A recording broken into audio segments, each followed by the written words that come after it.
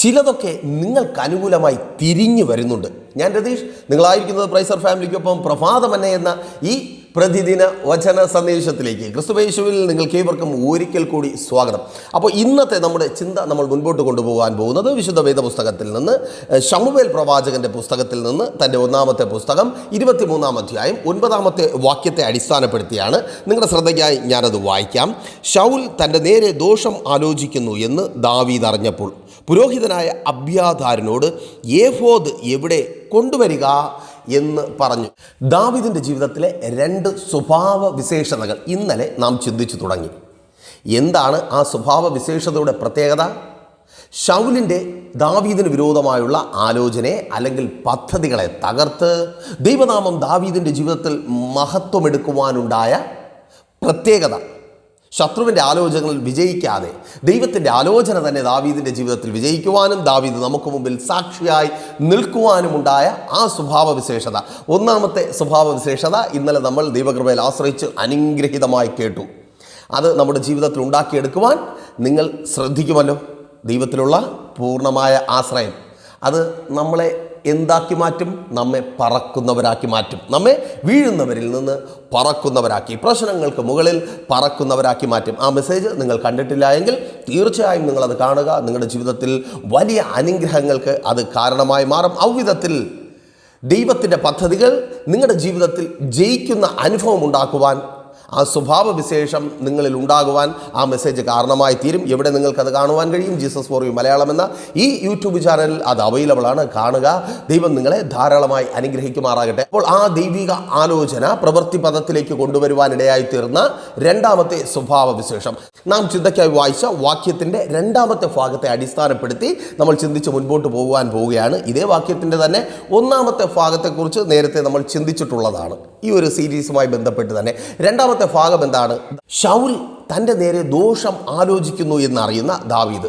ഉടൻ തന്നെ ദാവീദ് അവിടെ ഒപ്പമുണ്ടായിരുന്ന പുരോഹിതനായ അബ്യാഥാരിനോട് പറയുകയാണ്, നിങ്ങളുടെ ഏഫോദ് എൻ്റെ പക്കൽ ഏൽപ്പിക്കുക. എന്താണ് ഏഫോദ്? ഒരു വസ്ത്രമാണ്. ആരുടെ വസ്ത്രം? പുരോഹിതന്മാരുടെ ഔദ്യോഗിക വസ്ത്രമാണ്. നമ്മുടെ പോലീസിൻ്റെ കാക്കി പോലെ. ആ കാക്കി കാണുമ്പോൾ തന്നെ നമുക്ക് പോലീസിനെ അറിയാം. പോലീസിൻ്റെ അധികാരങ്ങളും അവരുടെ പവറുമെല്ലാം നമ്മുടെ ഓർമ്മയിലെത്തും. അതുപോലെ തന്നെ പഴയ നിയമ കാലഘട്ടത്തിൽ പുരോഹിതൻ്റെ ഡ്രസ്സാണ് ഏഫോദ്. ആ ഏഫോദ് കാണുമ്പോൾ തന്നെ ആൾക്കാർക്ക് മനസ്സിലാവും ഇവൻ പുരോഹിതനാണ്. പുരോഹിതൻ്റെ ജോലി എന്താണ്? മനുഷ്യനും ദൈവത്തിനും മധ്യത്തിൽ ഒരു മധ്യസ്ഥനായി നിൽക്കുക. പ്രശ്നത്തിലായിരിക്കുന്ന മനുഷ്യന് വേണ്ടി ആ ദൈവത്തോട് അപേക്ഷിക്കുക, അവൻ്റെ പാപങ്ങൾക്ക് വേണ്ടി പ്രായശ്ചിത്തം ചെയ്യുക, അവന് വേണ്ടി യാഗങ്ങൾ കഴിക്കുക. ഇങ്ങനെ ഈ ഒരു ഇടനിലക്കാരൻ്റെ ജോലി ചെയ്യുന്ന പുരോഹിതൻ, ആ പുരോഹിതൻ്റെ ഔദ്യോഗിക വേഷമായ അല്ലെങ്കിൽ ആ സ്ഥാനത്തെ സൂചിപ്പിക്കുന്ന ഏഫോദ് ദാവീദ് കയ്യിൽ വാങ്ങുക.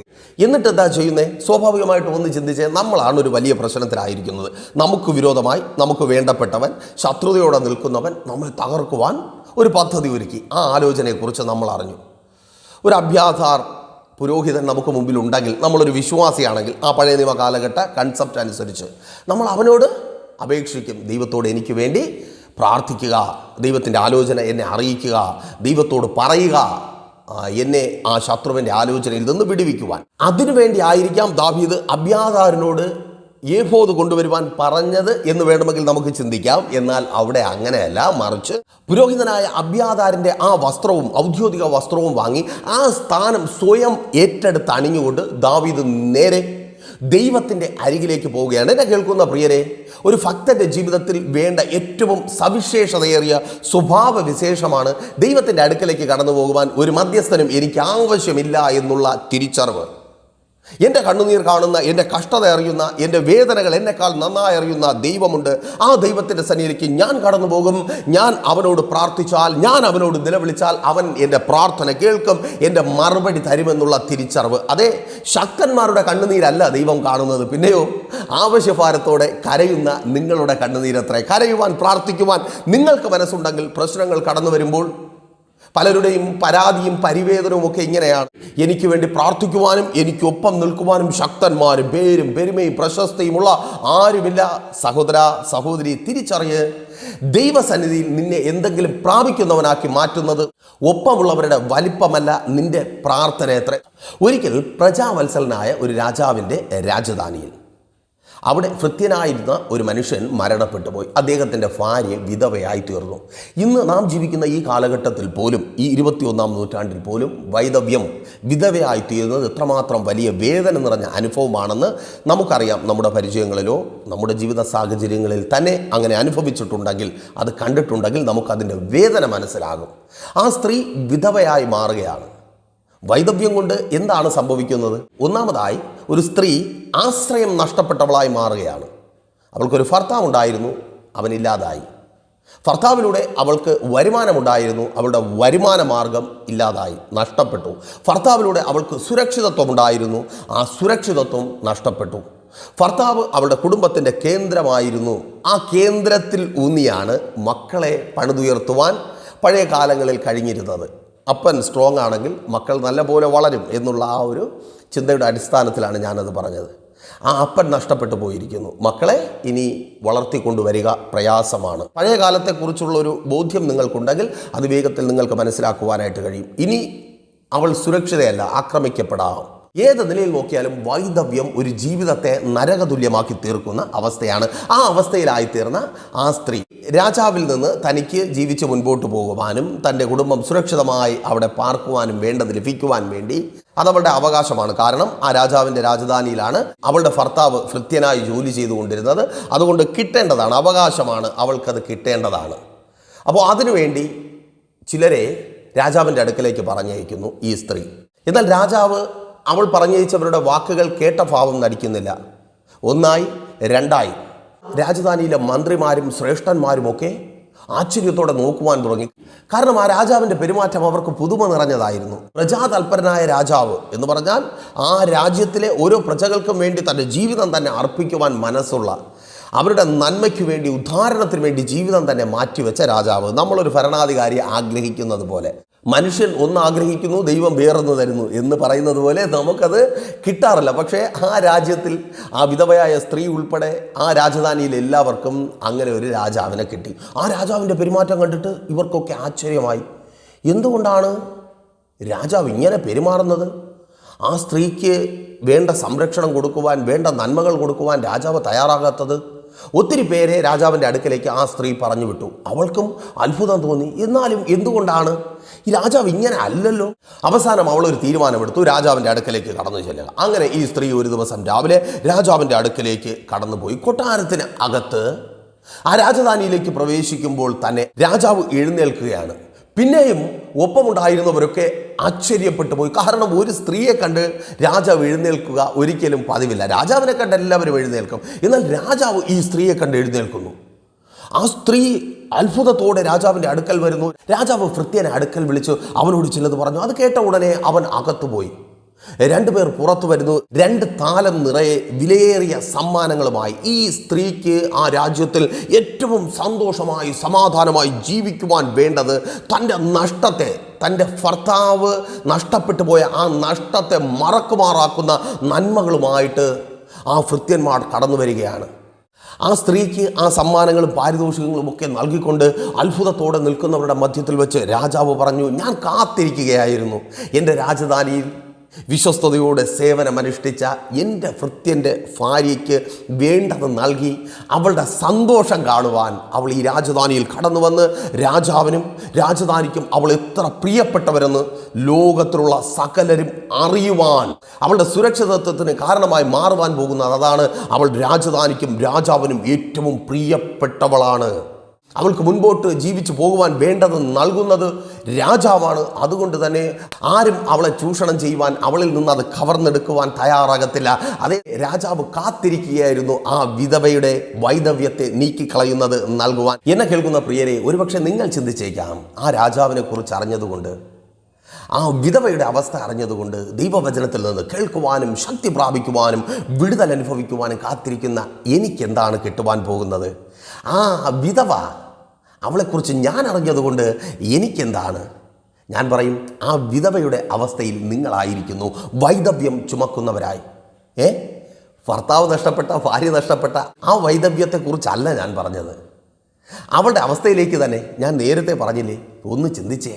ജോലി നഷ്ടപ്പെട്ട് മാസാമാസം കിട്ടിക്കൊണ്ടിരുന്നത് ആ വരുമാനമാർഗം ഇല്ലാതായി നിരാശയോടെ വേദനയോടെ ആയിരിക്കുന്ന നിന്നെക്കുറിച്ച് തന്നെ എങ്ങനെ മുൻപോട്ട് പോകും ചിന്തിച്ചാൽ ഒരു എത്തും പിടിയും കിട്ടുന്നില്ല.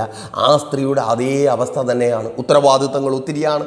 ഭാര്യ, മക്കൾ, കുടുംബം, ഇതിനൊക്കെ മുൻപോട്ട് കൊണ്ടുപോകണമെങ്കിൽ ഇതുവരെ കൊണ്ടുവന്ന് നിർത്തിയതുപോലെ ഇനിയും മുൻപോട്ട് കൊണ്ടുപോകണമെങ്കിൽ വരുമാനം ആവശ്യമാണ്. എന്നാൽ ആ വഴി അടഞ്ഞു പോയിരിക്കുന്നു. വിധവയായ ആ സ്ത്രീക്ക് അവിടെ ഭർത്താവിൽ നിന്ന് ലഭിച്ചുകൊണ്ടിരുന്ന വരുമാനം നിന്നുപോയതുപോലെ വരുമാന മാർഗം നഷ്ടപ്പെട്ടു പോയിരിക്കുന്നു. വൈദവ്യം, ഭർത്താവിൻ്റെ സംരക്ഷണം, ഭർത്താവിൻ്റെ സുരക്ഷിതത്വം, ഭർത്താവിൽ നിന്ന് കിട്ടേണ്ട സന്തോഷം അത് കിട്ടാതായി തീരുന്ന അനുഭവം. അതേ സഹോദരി, നിന്നെക്കുറിച്ച് തന്നെ ഭർത്താവുണ്ട്, മരണപ്പെട്ടു പോയിട്ടൊന്നുമില്ല, പക്ഷേ മരിച്ചതിനൊത്ത ജീവിതം, ഭർത്താവിൽ നിന്ന് ലഭിക്കേണ്ടതൊന്നും ലഭിക്കാതെ വിധവയുടെ ജീവിതം അനുഭവിച്ച് ഭർത്താവുണ്ടായിട്ടും ഇല്ലാത്തവളെ പോലെ യേശുവിൻ നാമത്തിൽ കണ്ണുനീരോടായിരിക്കുന്ന സഹോദരി, നിന്നോട് തന്നെ ആ വൈദവ്യം നീ അനുഭവിക്കുക. ഭർത്താവ് ഒപ്പം നിൽക്കുവാനില്ലാത്ത, ഭർത്താവിൽ നിന്ന് ലഭിക്കേണ്ട സന്തോഷം ലഭിക്കാത്ത അവസ്ഥ, മരണപ്പെട്ടു പോയതുപോലെ ശത്രുവിനാൽ അവൻ പിടിക്കപ്പെട്ടിരിക്കുന്നു. നിൻ്റെ വീട്ടിനകത്ത് ഭർത്താവിൽ നിന്ന് നിനക്ക് ലഭിക്കേണ്ടത്, നിൻ്റെ കുടുംബത്തിനകത്ത് നിൻ്റെ മക്കൾക്ക് സന്തോഷമായി അവരുടെ വളർച്ചയ്ക്ക് താങ്ങായി തണലായി ഒപ്പമുണ്ടാകേണ്ട ഭർത്താവ് പിടിക്കപ്പെട്ടു പോയിരിക്കുന്നു. എങ്ങനെ മക്കളെ മുൻപോട്ട് വളർത്തിക്കൊണ്ടു പോകുമെന്ന് അറിയത്തില്ല. അപ്പൻ്റെ സ്ഥാനം കൊണ്ട് മാത്രം മക്കൾ വളരത്തില്ല. അപ്പനിൽ നിന്ന് മക്കൾക്ക് ലഭിക്കേണ്ട പലതുമുണ്ട്, അത് കിട്ടുന്നില്ല. ഉത്തരവാദിത്വ ബോധമില്ലാത്ത അപ്പൻ. ആമേൻ. അതിനാൽ തന്നെ ലോകത്താൽ പിടിക്കപ്പെട്ട മക്കൾ. രാജാക്കന്മാരുടെ പുസ്തകം 2-ാമത്തെ പുസ്തകം 4-ാം അധ്യായം 1 മുതൽ താഴേക്ക് വായിച്ചു വരുമ്പോൾ അവിടെ നിങ്ങൾക്ക് കാണുവാൻ കഴിയും, വിധവയായ പ്രവാചക ശിഷ്യൻ്റെ ഭാര്യ, അവൾ വിധവയായി തീർന്നു. തുടർന്ന് അവൾ വലിയ കടക്കാരിയായി മാറി. കടക്കാർ വന്ന് മക്കളെ പിടിച്ചു കൊണ്ടുപോകുന്ന അനുഭവം. അതേ ബാധ്യതക്കാരിയായി മാറിയിരിക്കുന്നു. അതേ ഉത്തരവാദിത്തങ്ങൾ നിറവേറ്റേണ്ടവൻ നിറവേറ്റാതെ മാറി നിൽക്കുമ്പോൾ ബാധ്യതകൾ കടന്നു വരുന്നു. തലമുറകൾ പോലും പിടിക്കപ്പെടുന്ന അനുഭവം. നിന്റെ തലമുറകളെ പിടിച്ചു കൊണ്ടുപോകുവാൻ, അവകാശം പറയുവാൻ, നിന്നിൽ നിന്ന് അകറ്റിക്കളയുവാൻ കാത്തിരിക്കുന്ന ശത്രു, അല്ലെങ്കിൽ ഔവിധത്തിൽ ശത്രുവിനാൽ പിടിക്കപ്പെട്ടു പോയ തലമുറകളുടെ മാതാപിതാക്കൾ. ആ വൈദവ്യം എന്തൊക്കെ ആ സ്ത്രീയുടെ ജീവിതത്തിൽ പ്രതികൂലമായി കടന്നു വരുന്നുവോ അതൊക്കെയും അനുഭവിക്കുന്നവരായി, ചൂഷണം ചെയ്യപ്പെടുന്നവരായി, ഉപദ്രവിക്കുന്നവരായി, നിന്ദിക്കപ്പെടുന്നവരായി, പരിഹസിക്കപ്പെടുന്നവരായി, സ്തോത്രം, മറ്റുള്ളവർക്ക് കുത്തുവാക്കുകൾ പറയുവാനും ഒറ്റപ്പെടുത്തി മാറ്റി നിർത്തുവാനും ആ വൈദവ്യത്തിൻ്റെ കഠിന ശോധനകൾ അനുഭവിച്ച് ആ സ്ത്രീയെപ്പോലെ എഴുന്നേൽക്ക് സഹോദര, സഹോദരി, എഴുന്നേൽക്ക്. രാജാവ് വെയിറ്റ് ചെയ്യുക. നിന്നെ ഒന്ന് കാണുവാൻ അവൻ കാത്തിരിക്കുക, നിന്റെ ആവശ്യത്തിനൊത്തവണ്ണം നിനക്ക് നൽകുവാൻ. അതേ പ്രിയരെ, നിങ്ങളുടെ ആവശ്യം അറിഞ്ഞ് നിങ്ങൾക്ക് നൽകുവാൻ എൻ്റെ ദൈവം കാത്തിരിപ്പുണ്ട്. മറ്റുള്ളവരിൽ ആശ്രയം വയ്ക്കുവാൻ, മറ്റുള്ളവർ നിങ്ങൾക്ക് വേണ്ടി പ്രാർത്ഥിക്കും, നിങ്ങൾക്ക് വേണ്ടി പ്രവർത്തിക്കുമെന്ന് നോക്കി കാത്തിരിക്കുവാനല്ല, സർവശക്തനായ ദൈവം എൻ്റെ രാജാവ് നിങ്ങൾക്ക് വേണ്ടി കാത്തിരിപ്പുണ്ട്. ആ ദൈവത്തിൻ്റെ അടുക്കലേക്ക് മടിച്ചു നിൽക്കാതെ കടന്നു ചെല്ല്. മുൻപോട്ട് ജീവിച്ചു പോകുവാൻ വേണ്ടത്. അതേ സഹോദര, നിന്റെ ജീവിതത്തിൽ നിന്ന് നഷ്ടപ്പെട്ടു പോയ ആ വരുമാന മാർഗത്തെ തിരികെ തരുവാൻ എൻ്റെ ദൈവത്തിന് കഴിയും. നീ അനുഭവിക്കുന്ന ഇല്ലായ്മയുടെ അവസ്ഥയിൽ നിന്ന് നിന്നെ പുറത്തു കൊണ്ടുവരുവാൻ, നിനക്ക് വേണ്ടത് നൽകി ആ ജോലി സ്ഥലത്ത് നിന്ന് ഇന്നലകളിൽ നിനക്ക് ലഭിച്ചത് ഇന്ന് ലഭിക്കാതെ ആയിരിക്കുന്നത്, തടഞ്ഞു വയ്ക്കപ്പെട്ടിരിക്കുന്നത്, അനർഹമായി തടഞ്ഞു വയ്ക്കപ്പെട്ടിരിക്കുന്നത് നിന്റെ കൈകളിൽ തരുവാൻ എൻ്റെ ദൈവത്തിന് കഴിയും. ആ ദൈവം നിന്നെ കാത്തിരിക്കുക. എഴുന്നേറ്റു ദൈവത്തിൻ്റെ സന്നിധിയിലേക്ക് കടന്നു ചെല്ലും. മനുഷ്യൻ്റെ മുഖത്തുള്ള ആ നോട്ടം നിർത്ത് പ്രിയരെ. ദാവീദ് ദൈവത്തിൻ്റെ അടുക്കലേക്ക് കടന്നു പോവുക ആ ഏഫോദുമായിട്ട്. എനിക്കൊരു പുരോഹിതൻ്റെയും ആവശ്യമില്ല, എനിക്കൊരു മധ്യസ്ഥൻ്റെയും ആവശ്യമില്ല, ഞാൻ ആവശ്യക്കാരനാണ്. ദാവീദ് പറയും, ഞാൻ ആവശ്യക്കാരനാണ്, എൻ്റെ പ്രാർത്ഥന ദൈവം കേൾക്കും. അതേ ദൈവം വെയിറ്റ് ചെയ്യുക. സഹോദരി, തകർന്നുപോയ കുടുംബജീവിതത്തെക്കുറിച്ച് ഓർത്ത് കണ്ണുനീരോടെ, നിരാശയോടെ, വേദനയോടെ ആരെന്നെ സഹായിക്കും? അപ്പുറത്തും ഇപ്പുറത്തുമൊക്കെ അനേകർക്ക് വേണ്ടി പ്രാർത്ഥിക്കുവാൻ, അവർക്ക് വേണ്ടി ഇടിവിൽ നിൽക്കുവാൻ, മധ്യസ്ഥ വഹിക്കുവാനൊക്കെ ഒത്തിരി പേരുണ്ടല്ലോ. എനിക്ക് വേണ്ടി പ്രാർത്ഥിക്കുവാൻ, കരയുവാൻ ആരുമില്ല. എനിക്ക് വേണ്ടി പ്രാർത്ഥിക്കുന്നവരൊക്കെ ബലഹീനരാണ്, അവർക്കൊക്കെ കുറവുകളുണ്ട്. അതുകൊണ്ട് എൻ്റെ ജീവിതം പണിതുയർത്തപ്പെടുന്നില്ല. ആമേൻ. ദൈവത്തിൻ്റെ അടുക്കിലേക്ക് ചെല്ലുവാൻ നീ തയ്യാറാണോ? ഈ പകലിലും എൻ്റെ കർത്താവിൻ്റെ സന്നിധിയിലേക്ക് നിനക്ക് വേണ്ടി കരയുന്നവരുടെ കണ്ണുനീരെല്ലാം നിന്റെ കണ്ണുനീർ കാണുന്ന ഒരു ദൈവം, ആ കർത്താവ് കാത്തിരിക്കുക. ആ രാജാവിനെ പോലെ വൈദവ്യം വന്നു കയറിയ ആ ഭവനത്തിൽ സന്തോഷത്തെ തിരികെ കൊണ്ടുവരുവാൻ, വേണ്ടത് നൽകി അവളെ മാനിക്കുവാൻ വേണ്ടി ആ രാജാവ് കാത്തിരുന്നത് പോലെ എൻ്റെ ദൈവം കാത്തിരിക്കുക. നഷ്ടപ്പെട്ടു പോയ, പിടിക്കപ്പെട്ടു പോയ നിന്റെ തലമുറകളെ തിരികെ തരുവാൻ യേശുവിൻ നാമത്തിൽ അവർക്ക് വേണ്ടി പ്രാർത്ഥിക്കുവാൻ, ദൈവസന്നിധിയിൽ നിന്നെ തന്നെ ഒന്ന് താഴ്ത്തുവാൻ, സ്തോത്രം, ആ ദൈവത്തിൻ്റെ അടുക്കലേക്ക് കടന്നു ചെല്ലുവാൻ മനസ്സുണ്ടോ മാതാവേ, മനസ്സുണ്ടോ പിതാവേ? നിന്റെ തലമുറകളുടെ ജീവിതം പിടിക്കപ്പെട്ടു പോയ, ശത്രുവിനാൽ പിടിക്കപ്പെട്ടു പോയ, മദ്യപാന വെറിക്കുത്തുകളിൽ പിടിക്കപ്പെട്ടു പോയ, ദൈവഹിതമല്ലാത്ത കൂട്ടുകെട്ടുകളിൽ പിടിക്കപ്പെട്ടു പോയ നിന്റെ തലമുറകളെ തിരികെ തരുവാൻ എൻ്റെ ദൈവം മതിയായവനാ. അവൻ വെയിറ്റ് ചെയ്യുന്നുണ്ട്. ഈ രോഗവുമായി കയറി ഇറങ്ങാത്ത ആശുപത്രികളില്ല, കാണാത്ത ഡോക്ടർമാരില്ല. കണ്ടുമടുത്തു, ഓടി ഓടി വയ്യ, ഇനി ഈ രോഗത്തോടെ തന്നെ എൻ്റെ ജീവിതം അങ്ങ് അവസാനിച്ചു പോകട്ടെ എന്ന് പ്രതീക്ഷ നഷ്ടപ്പെട്ട് വേദനയോടെ ആയിരിക്കുന്ന പ്രിയ സഹോദര സഹോദരി, ഈ പകലും രാജാവ് നിന്നെ കാത്തിരിക്കുന്നുണ്ട്. സൗഖ്യമാക്കുവാൻ കഴിവുള്ളവൻ നിനക്ക് വേണ്ടി കാത്തിരിപ്പുണ്ട്. ദൈവത്തിൻ്റെ സന്നിധിയിലേക്ക് കടന്നു ചെല്ല്. ഈ പകലും നിന്നെ അവൻ സൗഖ്യമാക്കുകയാണ്. Thank you Jesus. യേശുവിൻ നാമത്തിൽ നിരാശയും കണ്ണുനീരും ദുരിതപൂർണമായ ജീവിതം നിനക്ക് സമ്മാനിക്കുന്ന ആ രോഗത്തെ യേശു സൗഖ്യമാക്കുകയാണ്. ആമേൻ. Thank you Jesus. ആ വിധവയുടെ ഭവനത്തിലെ വേദന, നിന്റെ ജീവിതത്തിൽ കൊണ്ടുവരുന്ന സാമ്പത്തിക ബാധ്യതയ്ക്ക് പരിഹാരം വരുത്തുവാൻ എൻ്റെ കർത്താവ് നിനക്ക് വേണ്ടത് ഒരുക്കി കാത്തിരിപ്പുണ്ട്. ആ ദൈവത്തിൻ്റെ സന്നിധിയിലേക്ക് കടന്നു ചെല്ല്. മനുഷ്യൻ്റെ മുഖം നോക്കരുതേ, എൻ്റെ കർത്താവിൻ്റെ സന്നിധിയിലേക്ക് കടന്നു ചെല്ല്.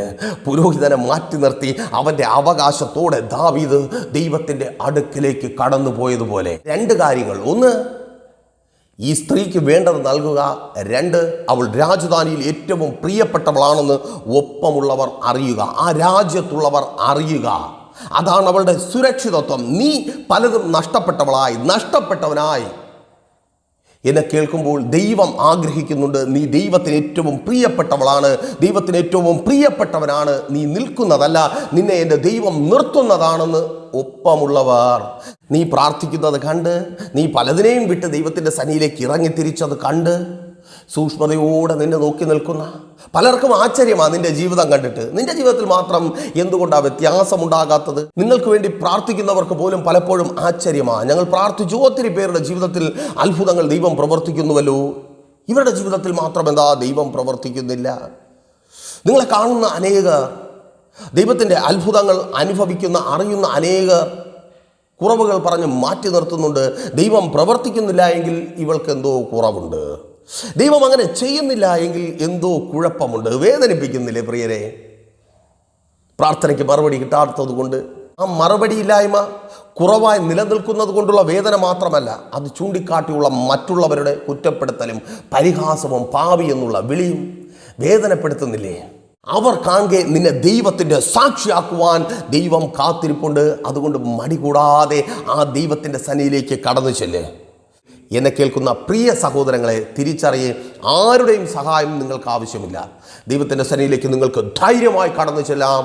അവൻ നിങ്ങളുടെ പ്രാർത്ഥനകൾക്ക് മറുപടി നൽകി നിങ്ങളെ മാനിക്കും. നിങ്ങൾക്ക് വേണ്ടത് നൽകി. ശൗലിൻ്റെ ആലോചനയെ തകർത്ത് ദൈവത്തിൻ്റെ ആലോചനയെ അവൻ്റെ മേൽ നിവർത്തിച്ചതുപോലെ ശത്രുവിൻ്റെ ആലോചനയെ നിങ്ങളുടെ ജീവിതത്തിൽ അവൻ തകർത്ത് കളയും. ഇവിടെയും നിങ്ങൾക്കൊരു സംശയം വന്നേക്കാം, ദൈവദാസനെ അഭിഷേക തൈലം ഇശായിയിൽ നിന്ന് യഹൂദ ഗോത്രം ഇങ്ങനെ പലതുമൊക്കെ ഉണ്ടല്ലോ, ഞങ്ങൾ എങ്ങനെ അവിടെ? ഇതാ പ്രിയരെ കുഴപ്പം. ആമേൻ. ദൈവം എത്ര സ്നേഹിച്ചാലും ആ സ്നേഹത്തിലേക്ക് ഇറങ്ങിച്ചെല്ലാതെ ഓരോന്നോരോന്ന് ചികഞ്ഞെടുത്തുകൊണ്ട് വരും. നാം ദൈവത്തിൽ നിന്ന് അകലെയാണ്, ദൈവത്തിന് വേണ്ടാത്തവരാണ്, ദൈവത്തിന് നമ്മെ ഇഷ്ടമില്ല എന്ന് പഠിപ്പിച്ചും പറഞ്ഞും കേട്ടത് മുഴുവൻ. ഈ വേദപുസ്തകത്തിലേക്ക് നോക്കിയേ, ഇതിനകത്തുള്ള സകലരും അങ്ങനെ തന്നെയാണ്. ഒരു മീഡിയേറ്ററുടെ ആവശ്യമില്ലാതെ ദൈവത്തിൻ്റെ അടുക്കിലേക്ക് കടന്നു ചെല്ലുവാൻ തയ്യാറായവർ. അവിധത്തിലുള്ള ഒരു വ്യക്തിയുടെ ജീവിതം കൂടെ അല്പമായൊന്ന് ചിന്തിച്ച് നമുക്ക് പ്രാർത്ഥിക്കാം. ആ വ്യക്തിയുടെ ചരിത്രം കാണുവാൻ കഴിയുന്നത് രാജാക്കന്മാരുടെ കാലഘട്ടത്തിലാണ്. 2 രാജാക്കന്മാരുടെ പുസ്തകം 20-ാം അധ്യായം 1-ാമത്തെ വാക്യം തുടങ്ങുമ്പോൾ തന്നെ അവിടെ ഇങ്ങനെ കാണുവാൻ കഴിയും. ആ കാലത്ത് ഹിസ്കിയാവിന് മരിക്കത്തക്ക ഒരു രോഗം പിടിപെട്ടു. ഹിസ്കിയാവ് ആരാണ്? ആ രാജാവാണ്. രാജാവിന് മരിക്കത്തക്ക രോഗം പിടിപെട്ടു. അങ്ങനെ വിഷണനായി ഭാരപ്പെട്ട് കിടക്കുമ്പോൾ എവിടെ നിന്നാണ് ഒരു വിടുതലിൻ്റെ വാർത്ത കേൾക്കുവാൻ കഴിയുക? ആരാണ് എന്നെ സൗഖ്യമാക്കുവാൻ രാജധാനിയിലേക്ക് കടന്നു വരുന്ന പ്രഗത്ഭനായ വൈദ്യൻ? അല്ലെങ്കിൽ ആരാണ് എനിക്ക് വേണ്ടി ദൈവസന്നിധിയിൽ പ്രാർത്ഥിച്ച് എൻ്റെ ജീവിതത്തിൽ അത്ഭുതത്തെ പ്രവർത്തിക്കുവാൻ പോകുന്നത്? ഇങ്ങനെയൊക്കെയുള്ള നാനാവിധമാകുന്ന പ്രതീക്ഷകളോടെയും പലവിധമാകുന്ന ദുഃഖങ്ങളോടെയും അയ്യോ എന്തായിത്തീരും? ഞാൻ മരണപ്പെട്ടു പോകുമോ? ഞാൻ നഷ്ടപ്പെട്ടു പോയാൽ എൻ്റെ രാജ്യത്തിൻ്റെ അവസ്ഥ എന്താണ്? ഇങ്ങനെ പലവിധമാകുന്ന വ്യാകുല ചിന്തകളോടെയും ആ രാജധാനിയിൽ ഹിസ്കിയാവ് കിടക്കുമ്പോൾ പെട്ടെന്ന് പ്രവാചകനായ യെശയ്യാവ് കടന്നു വരികയാണ്. ദൈവത്തിൻ്റെ ശ്രേഷ്ഠ പ്രവാചകൻ, വളരെ പ്രതീക്ഷ തോന്നി കാണണം ഹിസ്കിയാവിന്. കാരണം പ്രവാചകൻ വന്നല്ലോ, ഇനി വിടുതലാണ്. എന്നാൽ പ്രതീക്ഷിച്ചതല്ല അവിടെ സംഭവിക്കുന്നത്. ഹിസ്കിയാവിനോട് യെശയ്യാവ് അല്പം പോലും സങ്കടമില്ലാതെ കഠിന ഹൃദയത്തോടെ പറയുകയാണ്, ഹിസ്കിയാവേ, ഗ്രഹകാര്യങ്ങൾ ക്രമപ്പെടുത്തിക്കോ, നിന്റെ പണി തീർന്നു, ഈ ലോകത്തിലുള്ള നിന്റെ പണി തീർന്നു, നീ ചാവാൻ പോവുകയാടാ എന്നൊരു മയവുമില്ലാതെ യെശയ്യാവ് പറഞ്ഞിട്ട് തിരികെ നടക്കുക. നമ്മളാണ് ആ സമയത്തെങ്കിൽ എന്ത് ചെയ്യും? നമ്മൾ ഉടനെ യെശയ്യാവിനോട് നിലവിളിക്കും, യജമാനനെ നിൽക്കണം, നമുക്ക് പ്രാർത്ഥിക്കാം. ദൈവം നിന്നോടത് പറഞ്ഞെങ്കിലും നമുക്ക് പ്രാർത്ഥിക്കാം. നീ പ്രാർത്ഥിച്ചാൽ ദൈവം കേൾക്കും. ഇത് നിന്നോട് പറഞ്ഞ നീ പ്രാർത്ഥിച്ചാൽ ദൈവം കേൾക്കും. ഒന്നാമത്തെ ഓപ്ഷൻ. 2, അടുത്ത അവിടെ പുരോഹിതന്മാർ കാണും, മറ്റ് ദേവാലയത്തിൽ ശുശ്രൂഷ ചെയ്യുന്നവർ കാണും, അവരുടെ അടുക്കലേക്ക് ആളയക്കും. ഇനി അല്പം കൂടെ കടന്ന് നമ്മളെപ്പോലെയൊക്കെ ചിന്തിച്ചു കഴിഞ്ഞാൽ കൽദയരായ മന്ത്രവാദികളൊക്കെ ധാരാളമുള്ള സ്ഥലമാണ്. ആ കൽദയരായ മന്ത്രവാദികളെയും ശകുനവാദികളെയും വിളിച്ചു വരുത്തും. അതിൽ നിന്ന് പുറത്തു വരുവാൻ വേണ്ടി ശ്രേഷ്ഠരായ വൈദ്യന്മാർക്ക് വേണ്ടി 4 പാടും ആളയക്കും. ഒരു ഉപവാസം പ്രഖ്യാപിക്കാം. പഴയ നിയമത്തിൽ അങ്ങനെയാണല്ലോ, ഉപവാസം പ്രഖ്യാപിക്കാം. ഇങ്ങനെയുള്ള പല സാഹചര്യങ്ങളും നിലവിലുണ്ട്. മറ്റുള്ളവരെ കൂടെ തൻ്റെ വേദനയിൽ പങ്കെടുപ്പിച്ചുകൊണ്ട് ഒരു കൂട്ടായ പ്രയത്നം നടത്തുവാനുള്ള അവസരം ഹിസ്കിയാവിനുണ്ട്. എന്നാൽ ഹിസ്കിയാവ് നമ്മൾ നേരത്തെ പറഞ്ഞ ദാവീദിൻ്റെ സ്വഭാവ വിശേഷത ഉള്ളവനാണ്. അവൻ യെശയ്യാവിനെ വിളിച്ചുമില്ല, വൈദ്യന്മാരെ അന്വേഷിച്ച് ആൾ വിട്ടതുമില്ല, പുതിയൊരു ദൈവത്തെ അന്വേഷിച്ചോ ദൈവത്തിൻ്റെ പ്രവാചകന്മാരെ അന്വേഷിച്ചോ പോയതുമില്ല. പിന്നെ നേരെ തിരിഞ്ഞ്, ചുവരിന് നേരെ തിരിഞ്ഞ് ദൈവത്തോട് പ്രാർത്ഥിച്ചു. എല്ലാവരും ഹിസ്കിയാവിനെ നോക്കി നിൽക്കുക. ഹിസ്കിയാവ് മരിക്കാൻ പോവുക. രാജധാനി മുഴുവനും ആൾക്കാരായിരിക്കും. അമേൻ. കൊട്ടാരത്തിലുള്ള മന്ത്രിമാരും മറ്റ് പ്രഭുക്കന്മാരും പുരോഹിതന്മാരും ഒക്കെ ഇങ്ങനെ അന്തം വിട്ട് നോക്കി നിൽക്കുമ്പോൾ നിലവിളിക്കുന്ന, കരയുന്ന, വിപ്രാളപ്പെടുന്ന രാജാവിനെ നോക്കുമ്പോൾ രാജാവ് നേരെ ഓപ്പോസിറ്റ് തിരിയുകയാണ്. എനിക്കാരെയും കാണണ്ട, ചുവരിന് നേരെ തിരിഞ്ഞ് രഹസ്യത്തിൽ അവനെ കാണുന്ന രഹസ്യത്തിൽ അവൻ്റെ പിതാവായ ദൈവത്തിൻ്റെ അടുക്കലേക്ക് പ്രാർത്ഥനയോടെ ഹിസ്കിയാവ് കടന്നു ചെല്ലുകയാണ്. ആ രാജാവിൻ്റെ അടുക്കലേക്ക് അവന് പ്രതിഫലം നൽകുവാൻ, അവൻ്റെ ആ അവസ്ഥയിൽ പെട്ടെന്ന് കടന്നു വന്ന, ജീവിതത്തിന് എൻഡ് കാർഡ് കാണിച്ച ആ അവസ്ഥയിൽ നിന്ന് പുറത്തു കൊണ്ടുവരുവാൻ കഴിവുള്ള ദൈവത്തിൻ്റെ അടുക്കലേക്ക് ഹിസ്കിയാവ് നോക്കുകയാണ്. ആ ദൈവത്തോട് ആരുടെയും സഹായമില്ലാതെ ഹിസ്കിയാവ് പ്രാർത്ഥിക്കുക. എന്താ സംഭവിക്കുന്നേ? 20-ാം അധ്യായം 5-ാമത്തെ വാക്യത്തിലേക്ക് വരുമ്പോൾ അവിടെ കാണുവാൻ കഴിയും, ദൈവം ഹിസ്കിയാവിൻ്റെ പ്രാർത്ഥന കേട്ടു. ശ്രദ്ധിക്കണമേ, ആ വാക്യം നിങ്ങൾ വായിച്ചു നോക്കുക. ദൈവം മറ്റാരുടെയെങ്കിലും പ്രാർത്ഥന ഹിസ്കിയാവിന് വേണ്ടി കേട്ടു എന്നല്ല, ഹിസ്കിയാവ് പ്രാർത്ഥിച്ചു, ഹിസ്കിയാവിൻ്റെ പ്രാർത്ഥന ദൈവം കേട്ടു. അവസാനിച്ചിടത്ത് നിന്ന് പുതിയൊരു തുടക്കം ഹിസ്കിയാവിൻ്റെ ജീവിതത്തിൽ ദൈവം നൽകി. 20-ാം അധ്യായം 6-ാമത്തെ വാക്യത്തിൽ പറയുന്നു, അവൻ്റെ ആയുസ്സിനോടുകൂടെ 15 സംവത്സരത്തെ ദൈവം നീട്ടി നൽകി. അവസാനിച്ചിടത്ത് നിന്ന് ദൈവം അവന് പുതിയ തുടക്കം നൽകി. പ്രിയരെ, കേൾക്ക്, നിങ്ങൾക്ക് പ്രാർത്ഥിക്കുവാൻ, ദൈവസന്നിധിയിലേക്ക് കടന്നു ചെല്ലുവാൻ മനസ്സുണ്ടോ? അവസാനിച്ചു എന്ന് ആ ജോലി സ്ഥലത്ത് സഹോദര, സകല പ്രതീക്ഷകളും അവസാനിച്ച് നീ ആയിരിക്കുന്ന അതേ സ്ഥാനത്ത് പുതിയ തുടക്കം നൽകി തരുവാൻ എൻ്റെ കർത്താവിന് കഴിയും. നഷ്ടപ്പെട്ടു പോയ ആ തൊഴിലിൻ്റെ സ്ഥാനത്ത് പുതിയ തൊഴിൽ മേഖലയുടെ അവസരങ്ങളെ നിനക്കൊരുക്കി തരുവാൻ എൻ്റെ ദൈവത്തിന് കഴിയും. പ്രാർത്ഥിക്ക്. യെശയ്യാവുമാരുടെ മുഖത്ത് നോക്കുവാനല്ല, പുരോഹിതന്മാരുടെ മുഖത്ത് നോക്കുവാനല്ല, മന്ത്രവാദികളുടെ പിന്നാലെ പോകുവാനല്ല, ദൈവത്തിൽ ആശ്രയം വെച്ച് അവങ്കലേക്ക് നോക്ക്. അതുകൊണ്ടാണ് ദാവീദ് പറഞ്ഞത്, അവങ്കിലേക്ക് നോക്കിയവർ പ്രകാശിതരായി, അവരുടെ മുഖം ലജ്ജിച്ചു പോയതുമില്ല. നീ ദൈവത്തിലേക്ക് നോക്ക്. നീ ലജ്ജിച്ചു പോകുവാൻ, ആ ജോലി സ്ഥലത്ത് നിന്ന്, ആ രാജ്യത്ത് നിന്ന് തൊഴിൽ നഷ്ടപ്പെട്ടവനായി തലകുനിച്ചു മടങ്ങി വരുവാൻ എൻ്റെ ദൈവം അനുവദിക്കത്തില്ല. സഹോദരി, കുടുംബം തകർന്ന് ഭർത്താവ് നഷ്ടപ്പെട്ടവളായി, ഭർത്താവ് ഉപേക്ഷിച്ചവളായി നിന്റെ ജീവിതം മാറുവാൻ, അങ്ങനെ ഒരു ലജ്ജ നീ അനുഭവിക്കുവാൻ എൻ്റെ ദൈവം അനുവദിക്കത്തില്ല. ആ ദൈവസന്നിധിയിൽ പ്രാർത്ഥിക്ക്. നിന്റെ ഭർത്താവ് നഷ്ടപ്പെട്ടു പോകുവാൻ, ആ പിടിക്കപ്പെട്ട അനുഭവത്തിൽ നിന്ന് അവനെ പുറത്തു കൊണ്ടുവരുവാൻ എൻ്റെ ദൈവം മതിയായവനാണ്. തകർന്നു പോയി നിന്റെ കുടുംബജീവിതത്തെ പണിതുയർത്തുവാൻ, ആമേൻ, സഹോദര പ്രാർത്ഥിക്ക്. അവൾ നഷ്ടപ്പെട്ടു പോകുവാൻ എൻ്റെ ദൈവം അനുവദിക്കത്തില്ല. നിന്റെ ഭാര്യ, ഓ സ്തോത്രം, നിന്റെ മക്കളുടെ മാതാവ്, അവൾ നഷ്ടപ്പെട്ടു പോകുവാൻ എൻ്റെ ദൈവം അനുവദിക്കത്തില്ല. മനുഷ്യരോടല്ല, ദൈവത്തോട് പറയുക. ദൈവസന്നിധിയിൽ കരയുക, ദൈവസന്നിധിയിൽ പ്രാർത്ഥിക്കുക. ഹിസ്കിയാവിനെ പോലെ ദൈവസന്നിധിയിൽ പ്രാർത്ഥിക്കുക.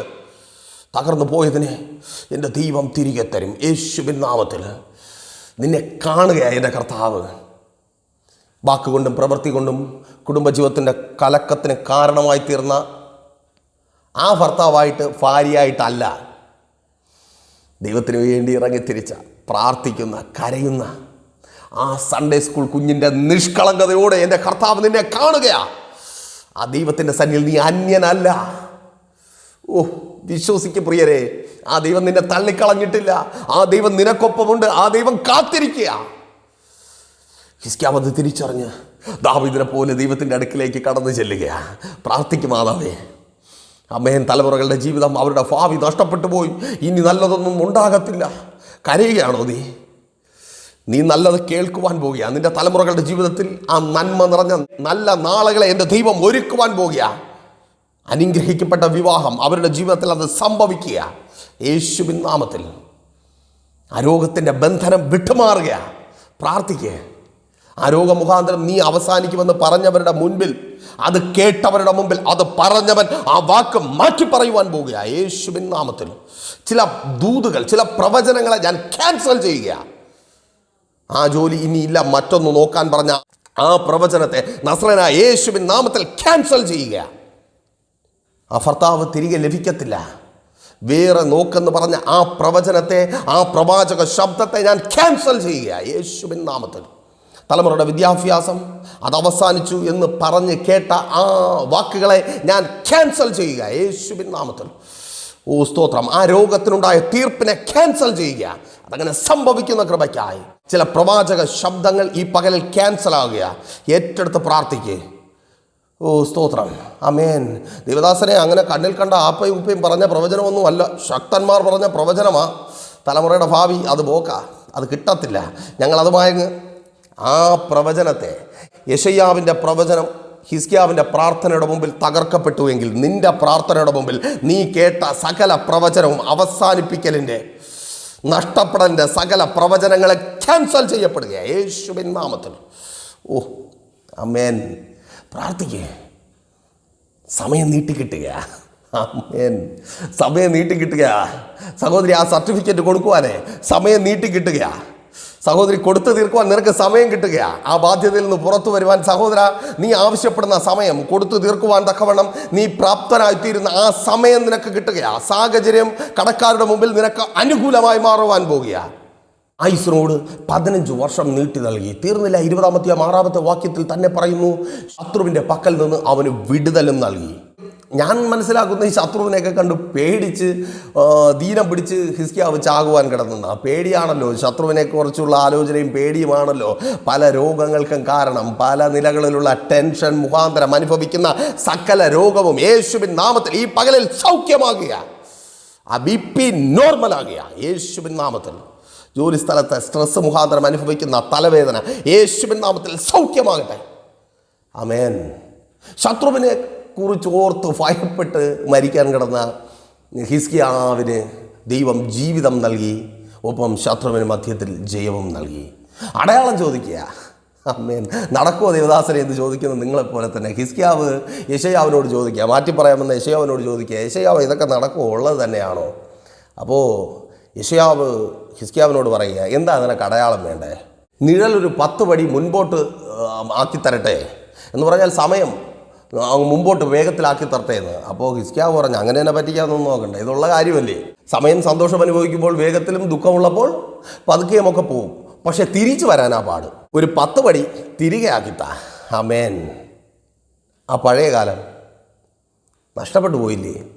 അതൊക്കെ ഓർമ്മ മാത്രമാണ്, ഓർമ്മ അല്ലെന്നേ. ആ നഷ്ടപ്പെട്ടു പോയതിനെ, നിഴലിനെ തിരികെ വരുത്തിയ കർത്താവ് നഷ്ടപ്പെട്ടു പോയതിനെ, ചിലതിനെ തിരികെ കൊണ്ടുവരിക യേശുവിൻ നാമത്തിൽ. ഈ പകലിനെ പ്രാർത്ഥിക്കുക.